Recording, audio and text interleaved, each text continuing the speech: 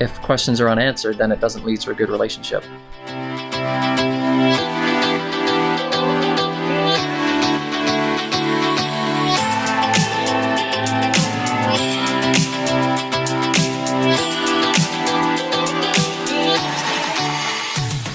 Welcome back to another episode of the DailyFA. Thank you for joining me. Joining me on a full day. This is mid-September, but it's 82 degrees, which has become the norm for Chicago, but I know what's coming. Winter's coming.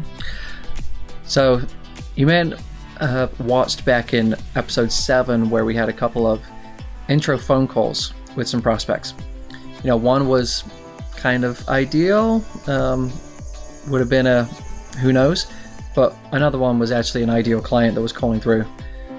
Well, based on that 45-minute phone call, it then turned into another prospect meeting today, another hour and 15 minutes where we spent just getting to know each other, talking about the entire planning process, what services, what price points are available, what my philosophy was, all of those things, and I've still left it with them as to whether they want to move forward.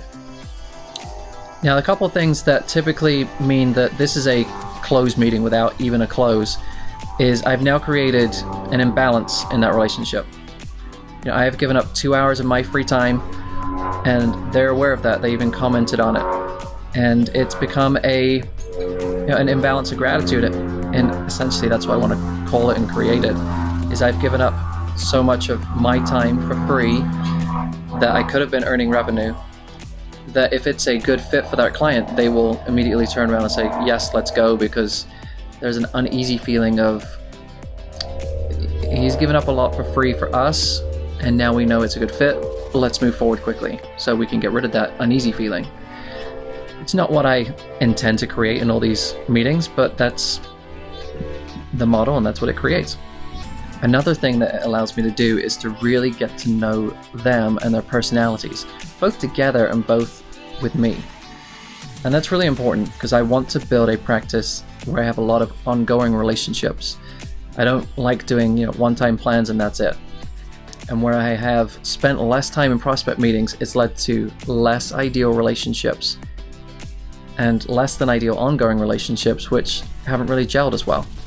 So I've learned for myself to spend a lot more time up front in these meetings, really vetting people as to, do I want an ongoing relationship with them because we fit? And really giving them time to understand me as well, and giving them an idea about what an ongoing relationship looks like with me. Now, finally, the last thing that is probably the most important thing in this 2-hour discovery process is I've been able to take them through exactly what the process will look like going forward.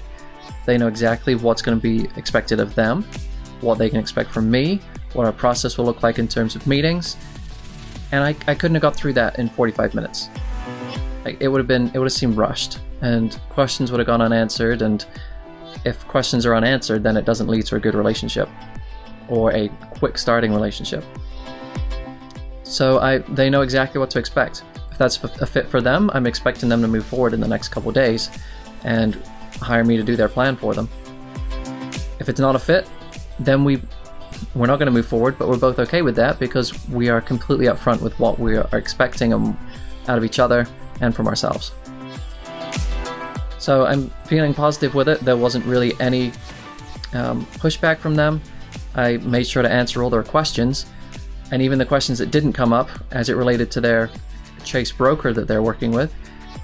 It was a case of just being respectful to him, but letting them know that some of their investments might not be appropriate, and I'll be telling them that if that is the case. So we'll see what happens. We'll see if this is a new relationship. We'll see if this is a new plan to do. And if not, we'll just keep going from there. All right. Until the next episode, enjoy your day.